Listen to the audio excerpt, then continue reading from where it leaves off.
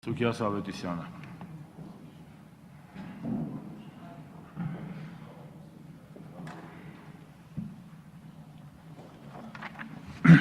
Հարգելի նախագահ, հարգելի պատգամավորներ, ինչ որ ես կասեմ, ոչ միայն իմ անձնական կարծիքն է, նաև Ազատություն կուսակցության կարծիքն է, Ազատ դեմոկրատներ կուսակցության հետ միասին մենք քննարկել ենք սա։ Սկսեմ նրանից, որ եթե բաներ կասեմ, որոնք մինչև հիմա ասվել են, ես ներողություն եմ խնդրում։ Ես գիտեմ ինչ է խոսվել մինչև հիմա, բայց իմ ասած ցանկացած բան, 5 բան, 6 բան ավելի ճիշտ իրար հետ կապված են։ Եվ սկսեմ ելույթս այսպիսի մի եզրույթով, որ պարոն Հարությունյան, սուտը մնում է սուտ։ Եթե դուք սուտը հիմնավորում եք, մի կարծեք, որ դեր հիմնավորումից հետո սուտը դադարում է սուտ լինելուց։ Հիմնավորված սուտը նույնպես սուտ է։ Հիմա ըստ էության։ Առաջինը,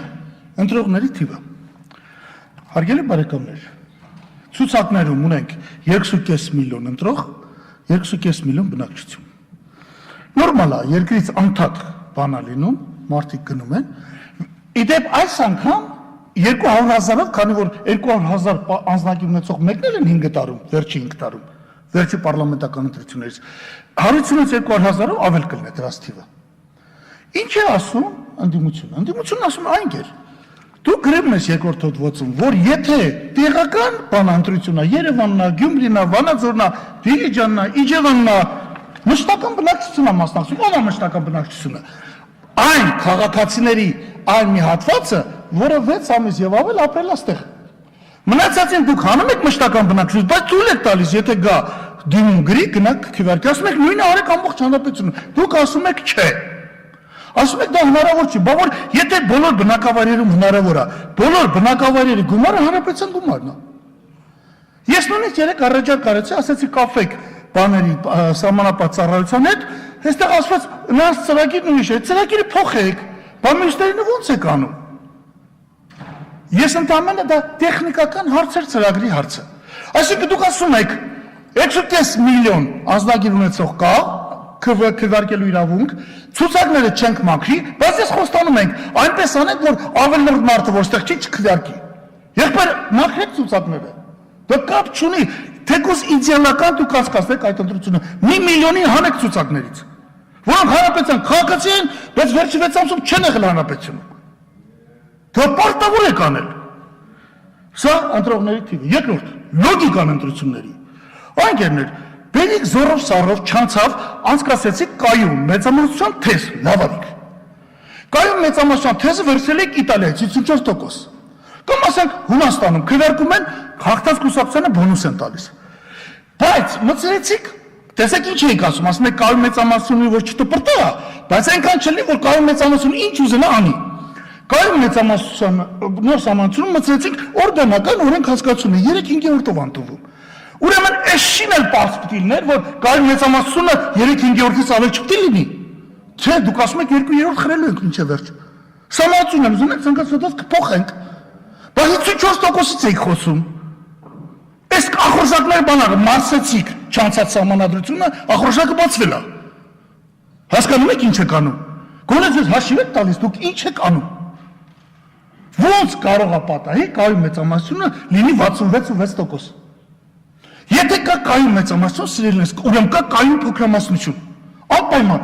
Աններին է որ կայուն փոքրամասնության բացակայության դեպքում լինի կայուն մեծամասնություն, բայց երբ չի ստացվում, դուք ասում եք կայուն մեծամասնություն կա, կայուն փոքրամասնություն չկա, դա 1/3-ն է։ Ինչ եմ անում 1/3-ը։ 25%-ով կարող եմ մի հատ քննիչ հանձնաժողով ստեղծել։ Բայց ասում եք վերահսկողություն ասում ընդդիմությանը։ Այդ քննիչ հանձնաժողովն էլ անհետևանք է, չեն էլ գալու այդ մինիստրները։ Այդ նիստերի։ Հարց համար 3 Համամասնական թե մեծամասնական, ախպեր ինչ եք ուզում։ Սամասոն 89 հորդացի երրորդ կետն ասում է, մասնական, պետք է մի մանդատ կուսակցությունները քվեարկվեն։ Դուք ասում եք, չէ, ո՞նց կլինի, բաթող ժողովուրդը որոշի կուսակցության մեջից ով անցնի։ Այդ դեպքում 100%-ով ասեք, որ անցնում եք հավաքած ձայներով։ Ինչ եք ասում կես-կես, վախենում եք, որ հանրապետականի մեջ կռիվ լինի։ Թե մտնում եք իմ կուսակցության մեջ, որ որոշ եք ընձանից ով անցնում ազատությունից։ Որ գնաք առնեք, փողը ձեր ձեռն է, կարեք առնեք։ Որ դուք նաև որոշեք արդեն ով անդիմությունը, այս չեղավ։ Կամ մեկը, լրիվ համամասնական է, մարդավարի մի ընտրատարածք, կամ էլ եթե բոլոր ընտրատարածքներն են, ուրեմն կուսակցական ցուցակը ոչ ոք չի անցնում։ Այս ինչ եք մոգնում։ Ոնց կարող է այդտեղ տրամաբանություն լինի ձեր ասացի մեջ։ Չորրորդը, մի կարևոր դիտողություն, որ ես ուզում եմ անել։ Մենք ես առաջարկեցինք 36 կետից ես առաջարկ եմ ուղարկել 4 էջի վրա։ Համները ոչինչ հաշվի չկարը, մի տեխնիկական բան։ Իդեպ ասեմ, մեկը մի հատ նստած երազում եք, որ մեկը մի հատ թույլ դիտողություն անի, հենց ասում եք, վայ, այստեղ կզիչ ենք, բա ոնց, կոնսենսուսի գանք, ի՞նչ կոնսենսուս։ Ձեզ ասվել է, տրամաբանական բան, վերկացեք ասեք ինչ չեք ընդունում։ 131 հոգուց իջնում ենք 101 հոգի պատգամավորների թվով։ Մենք ասել ենք 5%-ը իջեցեք 4%-ի։ Որպեսզի ներկայացականությունը քաղաքական դաշտի մեծանա։ 7%-ն էլ իջեք 5%-ի վատ բան ենք ասել։ Սխալ բան ենք ասել, 30%-ով բան եք անում պատգամավորների թիվը։ Մի մտածեք, թե մենք վախում ենք չենք ասում, մենք պարզապես գտնում ենք, որ դա է ճիշտը։ Չէ, դուք մտածում եք այնպիսի մեխանիզմ, որ 100%-ով կոնտրոլ անեք ամեն ինչ։ Հաջորդը։ Երևան քաղաքին ավելանում են Գյումրին եւ Վանաձորը, որտեղ սրանից հետո քաղաքապետի ուղղակի ընտրություն չլինի։ Ես ինչքան հասկանում եմ թիմ ընտրություններին, այսպես ենք մենք դասախոսությունները կարդում, այսպես է մեկնաբանվում, թիմ մարմինները դրանք պետական մարմիններ չեն, ինքնակառավարման մարմիններ են։ Դիլիջանում ժողովուրդը պետք է ընտրի մի հատ քաղաքապետ, պետք է ընտրի մի հատ ավագանի։ Քաղաքապետը կատարում է գործադիր ֆունկցիա, շատ կոպտորեն ասած վարչապետի ֆունկցիա, ավագանը պետք է իսկի նրան։ Թազզատ մոդելներ եք մոգոնել, նախ փոխանակ Երևանը շտկենք։ Գնում ենք հիմա Գյումրիում ու Վանաձորում, միևնույն քաղաքական ուժը համ քաղաքապետն է դառնում, համ ավականն է դառնում։ Դուք կոռուպցիան միանգամից գտնապատկում ու երրապատկում եք հանրապետությունով մեկ։ Դա աննարին է պատկերացնել։ Վրեժ եք լուծում Գյումրիից ու Վանաձորից, որովհետև 13 թվականի ընտրություններին վերջի էս հանրակրվեին մարդիկ դեմ են քվեարկել։ Այո, վրեժ եք լուծում։ Դուք զրկում եք այդ քաղաքները քաղաքապետ ընտրելու հնարավորությունից, ինչ իրավունքով։ Ո՞վ է ձեզ թույլ տվել նման բան անելու։ Եվ ասում եք դեմոկրատիա, եւ ասում եք առաջընթաց, եւ ասում եք այս համանadrության շնորհիվ արդեն քանի որ պրեզիդենտի պաշտոնը չկա, մենք շատ լավ իրար հետ կարող ենք բան անել, ընդդիմության իրավունքները բարձրացել են, այսպես բաներ եք մեզի ասում, հիշում եք Վարդան Պողոսյանի ասածները այստեղ, որ ասում են, որ երբեք չէ, դա փոքր կայուն մեծամասնության մասնախոսքը, բարձրացնում է կայուն մեծամասնություն 66%-ը, ի վերջո, հասկանում եք, այս բոլորի համար ով պետք է պատասխան տա, երեք միսօր եք այս բոլորը բացատրում։ Շատ հետաքրքիր տակտիկա ունեք, քաղաքական մեծամասնություն։ Մի հատ բնագավառ նվաճում եք, Չակերտավոր ասած, դրանից հետո այսպես ասած, մի քիչ մտածում եք, ասում եք, մարսեցինք, էլի ենք ուզում, մարսեցինք, էլի ենք ուզում, ուր եք էլի ուզում։ Այսպիսի ընտրական օրենսգրքին մենք կատեգորիկ դեմ ենք,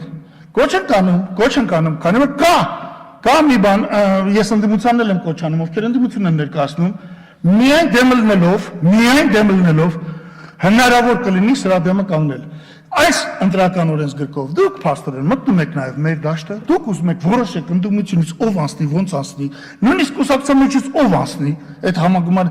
դուք բերում եք անհիմն փաստարկներ, որովհետև տրամաբանական կանոններին չընթարկվող, փոքր բանը դարձնում եք մեծ բանը դարձնում եք փոքր, չես հասկանում համակարգը որն է, իսկ համակարգը այն համակարգն է, որը տարերից է բաղկացած, չես հասկանում որն է տարը սրա, հասկանում եք։ Տեղը ոտը գլուխը խառնացիար եւ ես իհարկե կոչ պիտի անեի որ մենք միահամուռ ընդդիմությունը սա ընդդեպն է ինչպես երեք եղավ Հրազդանի ցեմենտի պարագայում որ եթե մենք միահամուռ կանգնենք դեմ կստանանք այն ինչ ուզում ենք շնորհակալություն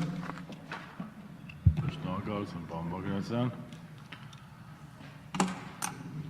ինչպես միշտ կոլորիտային ելույթի համար Սուքիաս Ավետիսյան համեցեք պարոն Ավետիսյան Գյումրեցի պատգամավոր Սուքիաս Ավետիսյան